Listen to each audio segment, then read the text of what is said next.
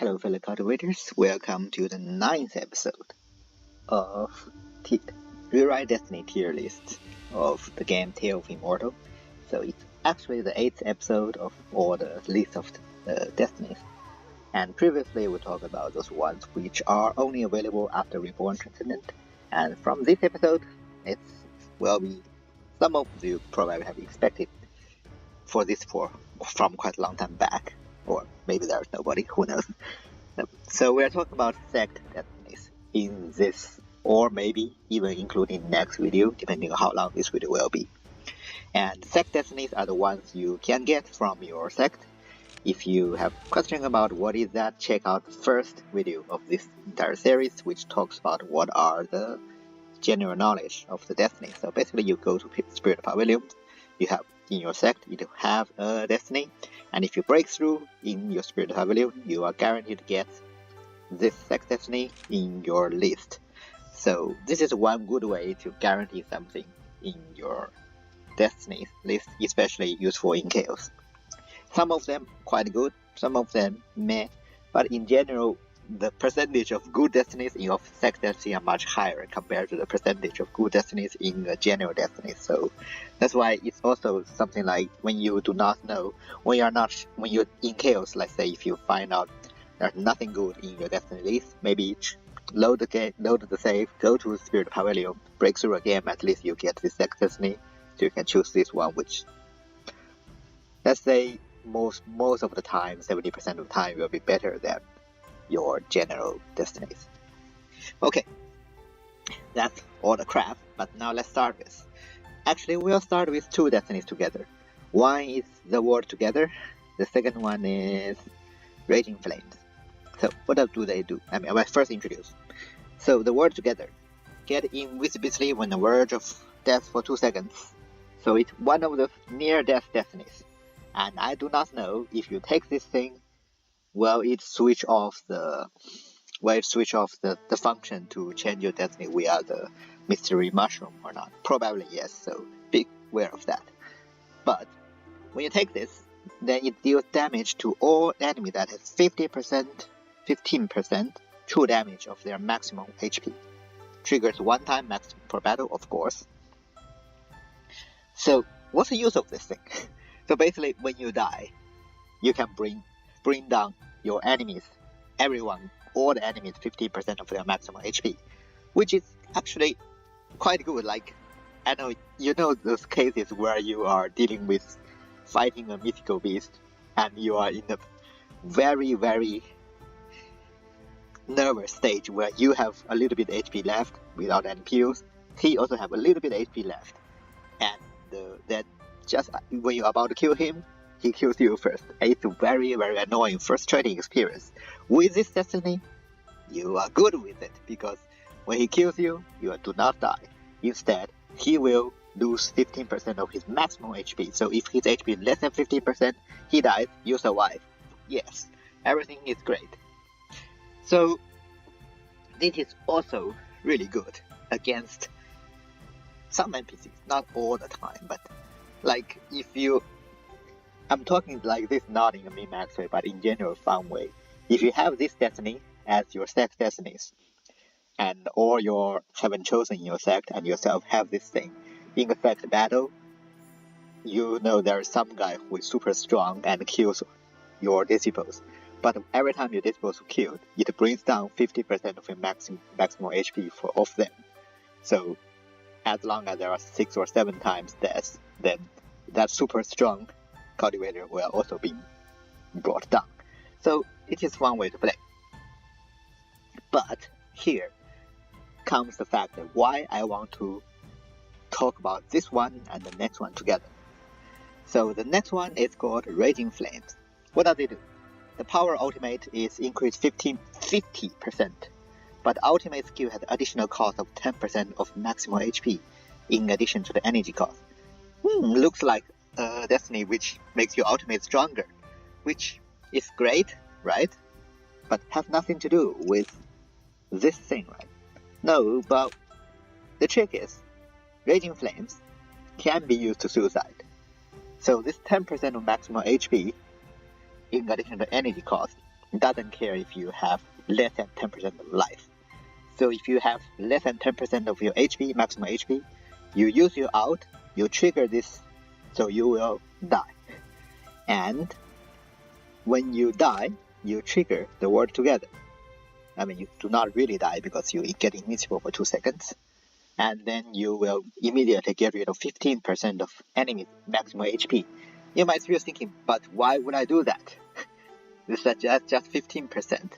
Here's the thing, 15% maximum HP is that much damage, raw damage.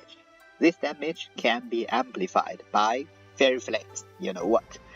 And this means if you have a bunch of fairy flames on the ground, you use your, I mean, it can be used by fire motions, or let's say fire riders, or something like that. Not fire phoenix out, because you need to use out later. You first apply those fairy flames, and you have very little HP initially. You use your out, then basically you suicide, and immediately enemy will get damage 15% of their maximum HP, multiplied by all the damage amplifiers, which will, as long as that amplifier is more than 6 times, so 650-ish percentage, the enemy killed immediately. In this trick, with this trick, you can almost kill every single mythical beast, anything, by simply use one out. Just put some fairy flame, use it out, enemy down. We might be able to show this in the martial arts arena, and let's see.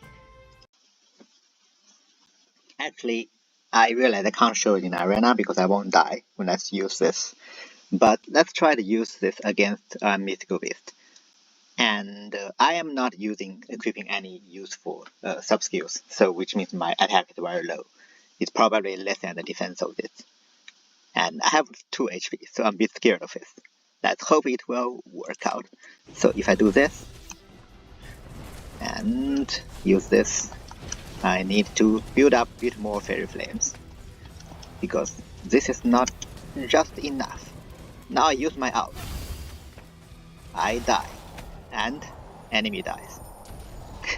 So that's how it works. You can see that just when I die, there's a little shield coming out of me. That basically allows me to be invisible for 2 seconds. And then you see, boom, there's a kind of explosion happened, and immediately the enemy dies because of it supposed to deal 15% of the maximum HP, but with all the fairy flame amplifications, it automatically kills it. And so I forgot to mention, Raging Flame is still quite good. I mean, quite good, generally good in Destiny for any builds which are you're relying on your ultimate. Like some builds, like ultimate, it deals a lot of damage.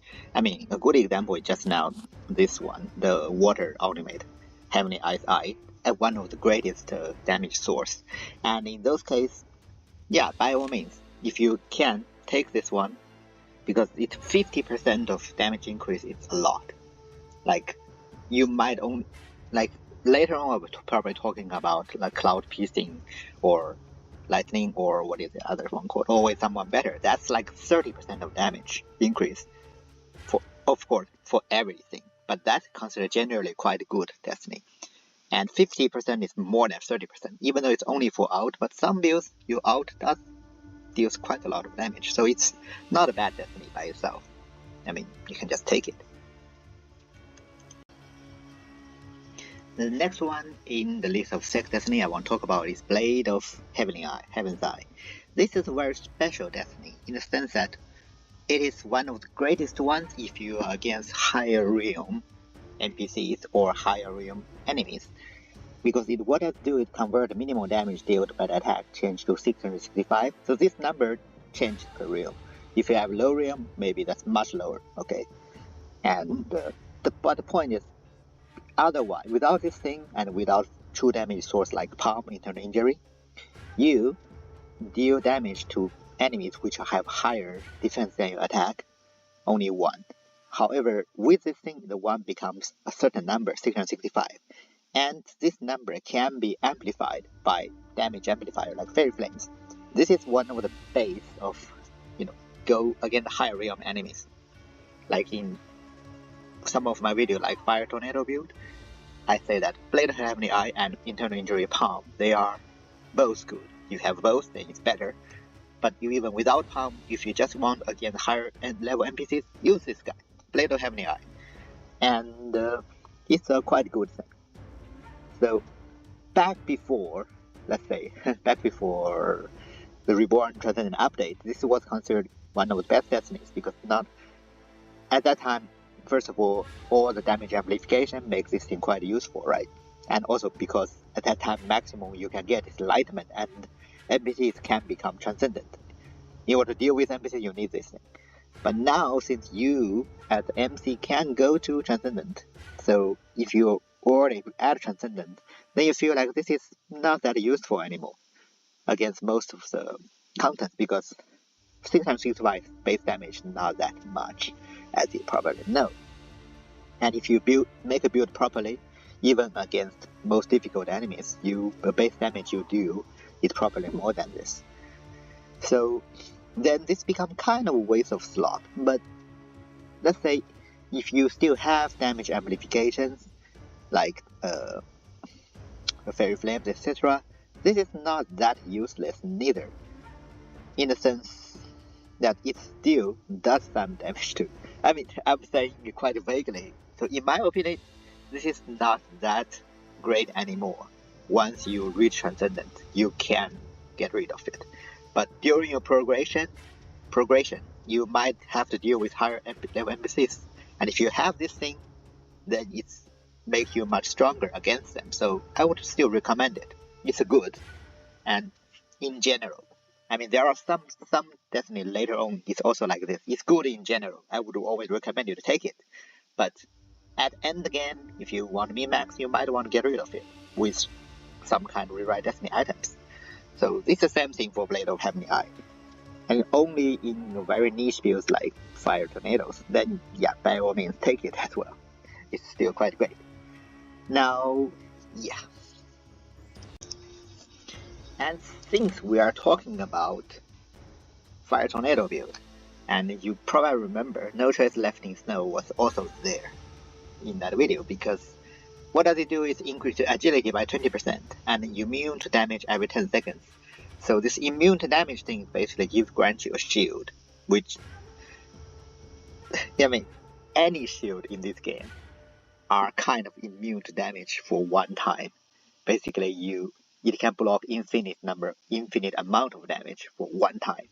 So this so-called immune to damage, you can consider it as basically a shield every 10 seconds, which sounds okay-ish, but not super great, because late game, if you have a good guide, every time, I really have to mention this every time, but guide is a type of mind skill which is for your MP, and it can have the sub-skill. Every time you cast skill, use MP, you receive shield. And that cast skill can be anything, right? You can be your special skill, can be your bound, can be your motion skill, can be your Eye of Providence skill. And so basically, in the later part of the game, if you have a good guide, and I'm always recommend you get a guide with its shield sub skill, you should always have a shield on you. Not always, even if not always, but quite frequently. So this 10 seconds per shield thing is not as good as it looks. I would more like the fact that it increases your agility by 20%. And this, again, in the late game is not super great by itself. But in the early game, it can be quite good. Because early game, especially in Clear, it's all about knowing what the attack pattern of the boss and how to dodge it. And with faster agility, it's always much easier to dodge the attacks. Like, for example, you at this time you should probably knew how to have a nice dance with Dunkong, how to dodge all its shockwaves, tornadoes attacks. And if you have higher agility, have speed, it's much easier to dodge. Especially in early game when you are slow. I mean, you can always drink alcohols to make you faster. That's one option, but when you do that, you lose the attack increase by the alcohol, so I don't really recommend it. I mean, sometimes you, like especially for those, let's say, speedrunners, they will actually take those speed alcohols, so that they can dodge the enemy attack not getting hit at all and still manage to kill the enemy in a very low level. It just takes a bit longer time in the battle, that's right, yeah. But for me, I am a lazy person. I don't want to take too long of battles. I always take the attack echo, and in that case, if I have 20% agility and speed, it will be a godsend to help me dodge attacks. So take this guy in early game, it's good. It's great. And later on, it feels it's a bit short. I mean, it's still very good for builds that are dependent on your speed, like Fire Tornado. However, otherwise, it's not that great anymore. But you might want to consider combine that thing with this Destiny, Cloud Piercing Lightning. So what does it do? Every 30 point of agility increase damage by 1%. Maximum increase 30%, and that means you need to have 900. Am I right? 30 by 30, 900. 900 agility points in order to get the maximum speed. Maximum 30% damage increase. And how much agility do I have right now, actually? Actually, my agility is 779. So this is the base. And if you have taken this, where is it? Sorry. No tracing snow in battle. And this means you... Actually, I am not sure if taking this one is automatic. Let me check it again. Okay. Okay, I just deleted my No Tracing Snow Destiny and it's still 779. So No Tracing Snow, the 20% agility change does not show in this number here. It will show in battle. So in the battle, when you get into the battle, then you have this agility increase. And 20% of 780 will makes you get into 900, which can help you to reach the maximum 30% increase. So yeah, combine the No Tracing Snow and Cloud Piercing Lightning, it's good. You have faster speed, shield per 10 seconds, and maximum 30% of damage increase. I mean, it's good, but okay, that's my opinion. Is 30% increase for using 2 Destiny slots is kind of not worth it. So I still don't think it's the best choice. I know a lot of Chinese build guides will say, oh, Cloud Piercing Lightning is one of the best because 30% damage increase is good. That's good. It's probably in a way that it makes you better, 30% better, damage 30% better. If you want to min-max and get higher numbers, yeah, you can put it on this. But it's not something essential which makes your build good from 0 to 1. So this is maybe from 1 to 1.3. Or with all the damage increase amplification factors. Like with Fairy Flame, you can get 6 times damage increase. And this 30% is not that much compared to 6 times. So it's something make you better, but not something essential. But that's just my opinion. I mean, if you do not have a necessary need of Destinies, if you want to increase your damage and make your run smoother, take No Tracing Snow and Cloud Piercing Lightning together. It's quite good. That's what I would say. And sorry, I forgot to mention. So I realized that the way I talked about it is as if you only take Cloud Piercing Lightning with No Tracing Snow, but not necessary, because there's not only that one way to increase your agility or your speed. So you can reach 900 agility or speed, so to get a full 30% damage increase without No Tracing Snow as well. Like, there are multiple ways to increase the speed. For example, Fire Rider will, where was it? It will increase agility by 30%. You can see just in the skill info.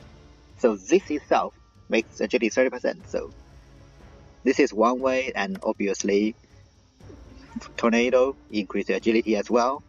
And even things like this guy, Gale Sword. This is actually one of the best agility increase. So the 10th one, look at the gray out subskill.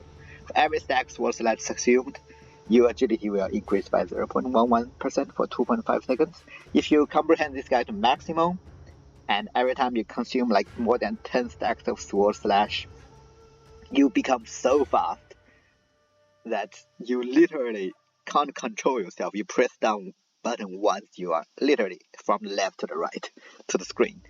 And it bothers me a lot when I first tried the Gao sword build, and then that's why I decided to make this into the gray, literally gray out. So yeah, there are many ways to increase your agility to 900 in battle to make Cloud Pierce Lightning work.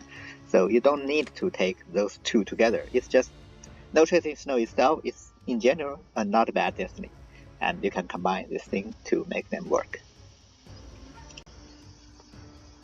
The next two Destiny are released, probably the best Destiny ever in this game, Murderous Rise, and not the best, but okay, Shattering. So, both of them does similar things. What does Murderous Rise do?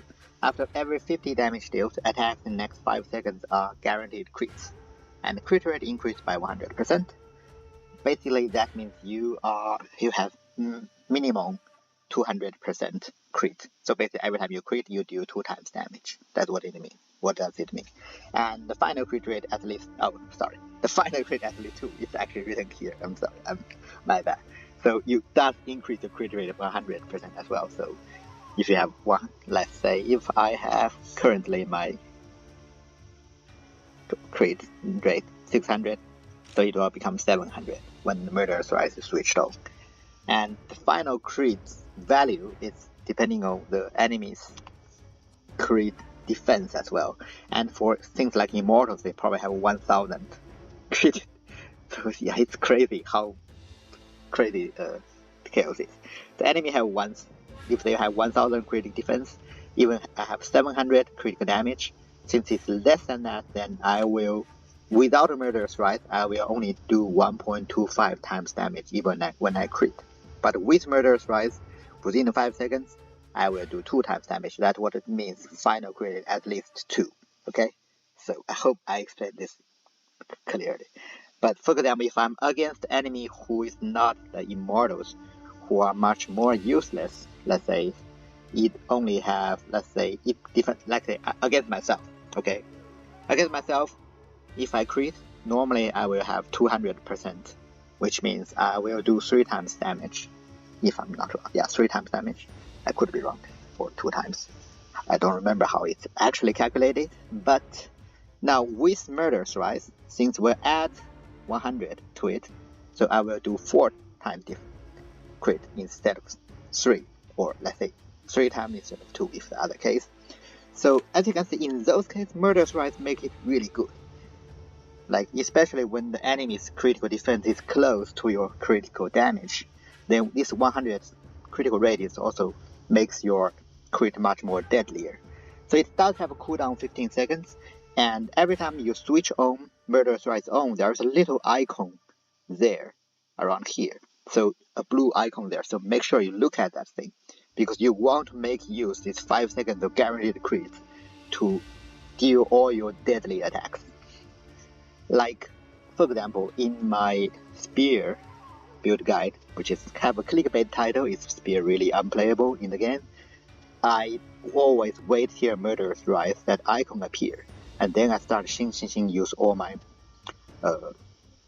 special skills, because that is my most deadly attacks. And you want to cast all your deadly attacks within the 5 seconds. And Murderous Rise, it's almost essential for some builds that really need guaranteed crits. For example, Arcane Bird. For a Spear build with Arcane Bird, you need, when Ethereal Power is triggered, once you deal critical damage, there are 50% chance to restore the 1 recharging point. And in order to reach infinite special skill, you need to crit to recover the recharging point. So in those builds, Murderous Rise is the essential one, makes it work or not work from 0 to 1. And that's why it's really good. And now coming back to the worst Murderous Rise, Earth Shattering, what does it do? Every 100 times damage deals, the attack in the next 5 seconds and confirm crits. Cooldown 20 seconds. It's literally the worst one. So instead of 50 attacks, now you need 100 attack. And instead of 15-second cooldown, now you have 20-second cooldown. But it does have this very important thing, you does guarantee a crit. So if you do not have Murderous Rise, have Earth Shattering, it can make Arcane Bird Spear build work.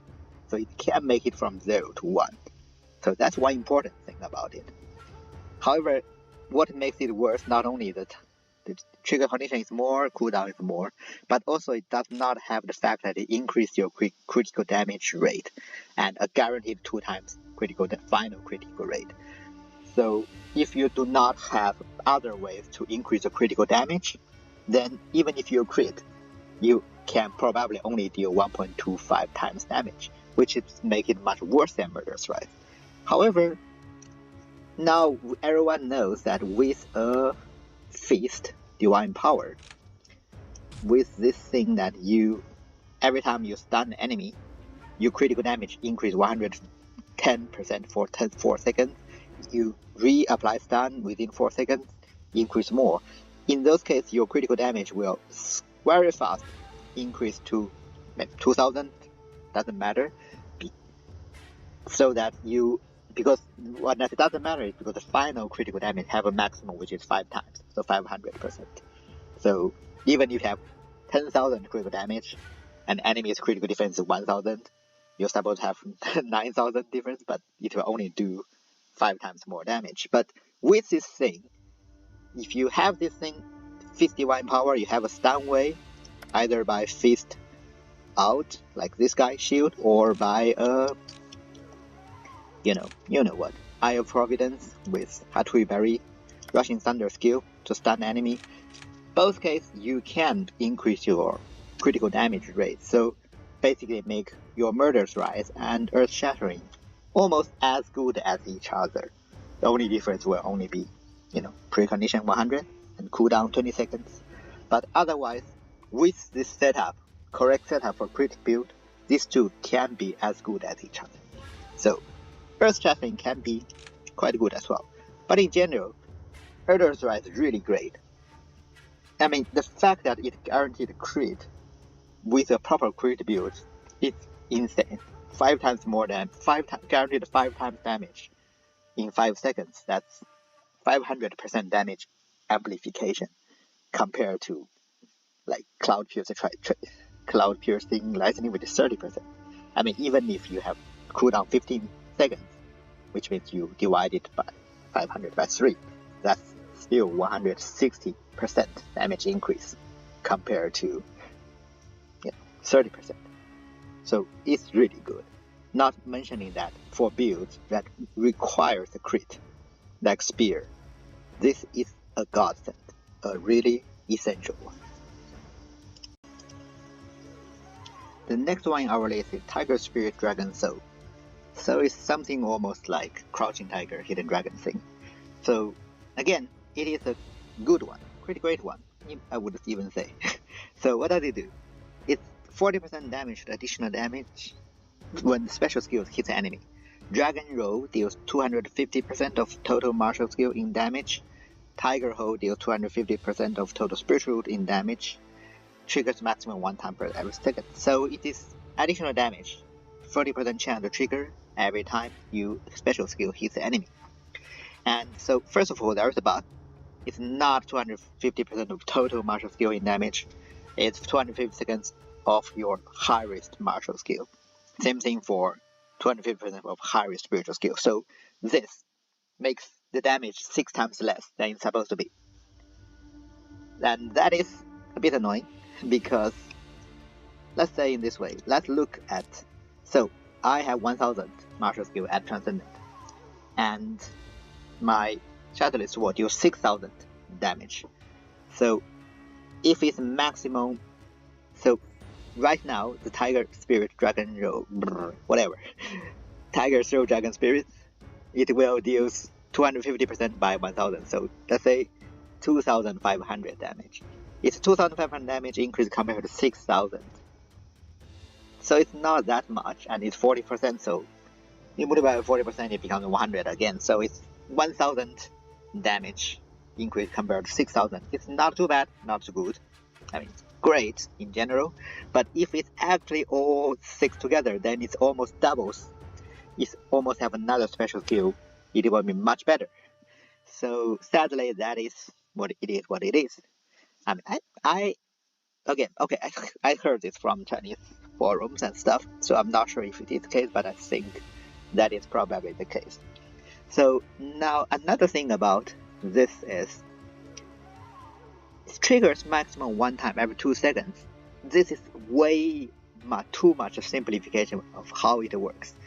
I mean, for example, let's just get to the arena and check it out. You will see what I mean. So I will use my Shattering sword. And just look at this. When it's Tiger Head, it's Tiger Throw. When it's Dragon Head, it's Dragon Throw.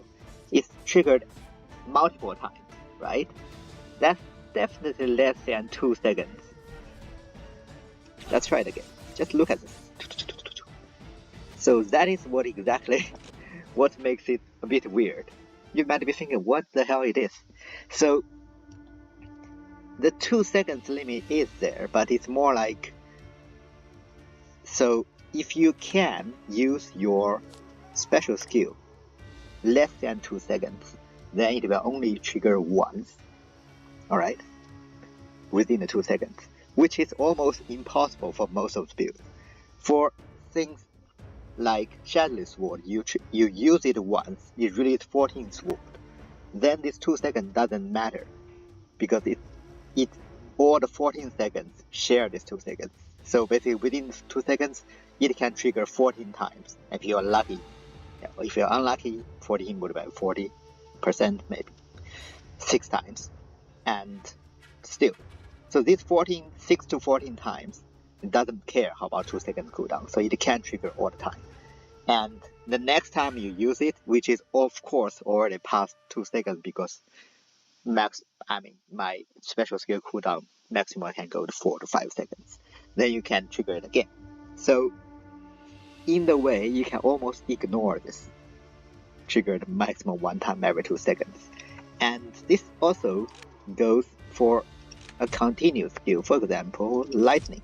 And talking about lightning, fun fact, every single lightning special skill can trigger a lightning bolt. So this special effect triggered by special skills like lightning bolt or lightning burst, which of your one of Destinies, can also trigger Tiger Dragon independently and not care about 2 seconds as well. So again, let's take a look at it and we'll see. So if I use this and triggered once, triggered again, lightning bolt again triggered it, you can see that as I was doing the damage, it getting triggered more and more frequently. It's because I have more lightning bolts starting coming in. So it triggers very frequently in the later part, right? So in a lightning build, it's actually quite good. So this continuous damaging type of skills can also trigger this thing within the 2 seconds. So as a damage amplifier, Tiger Dragon is quite great. Sorry, I'm back. So the feature is every time when a Tiger Dragon is triggered, it will soft stun the enemy a bit. I don't know how to explain the soft stun thing. It's not a real stun, but you can see the enemy was kind of soft stun, and sometimes they move them up as well. If you're using a lightning build with a lightning cloud, you will clearly see everyone in the lightning cloud moving up. And so it actually makes you much safer in early to middle games. And also it's a very good damage boost, right? So Tiger Dragon, that's what I'm saying. It's great. It's a great Destiny. If you have it, you can take it. It's almost as great as like Blood Power or something. 1 Blood Power, something like that. And Water Burst, something like that. Now, the problem, or potential problem in very end game is Tiger Dragon lags your game a lot. So this, because the visual effect is like this tiger head, dragon head coming up, and in the later end game you can trigger this thing very frequently. For example, lightning build with all the lightning bolt you triggered, it's very frequent, and this, you just see this thing happens all the time. This lightning light pollution of your screen, you can't see where the enemy is, and also lags down. This lag down performance can actually make your DPS even lower. That's just from a reality test point of view, not theoretical. Theoretically, should not make your DPS lower. It should still be a good damage boost. But because of that, that's why, especially if you're using lightning build, where the lightning bolt is always triggered to trigger this thing, be careful with it. You might want to get rid of it at the very end again. But apart from this, this is a great Destiny to take, and it will be better. I would say it will be almost as good as Murderous, right? Not as great, almost as good as Murderous or Earth Shattering. If it's this 250% of total martial skill, it's actually, without a bug, actually total martial skill instead of the maximum one. So yeah, that's how Tiger Spirit Dragon Throw. So as you know, Tiger Dragon would be, because of the fact that it can be triggered multiple times within one single special skill cast. So it's really good for special skills that have multiple projectiles. For example, this guy, rock formation, 37 rocks, or something like Gale Sword, and what is that thing again? Shadowless Sword. This kind of thing, it can trigger Tiger Dragon more frequently. And also the new wooden special skill, once you unlock the wooden ending, then you get the new wooden special skill, which itself have low damage, but it can trigger Tiger Dragon very frequently. Those are really good. For example, this guy, I do this, and you can see it's triggering all the time. So that's what makes Tiger Dragon quite good for a Earth build as well. Something even more about Tiger Dragon. So if your special skill is a summon, so the summon itself it deals damage at one time. That can trigger the Tiger Dragon, as you can see just now.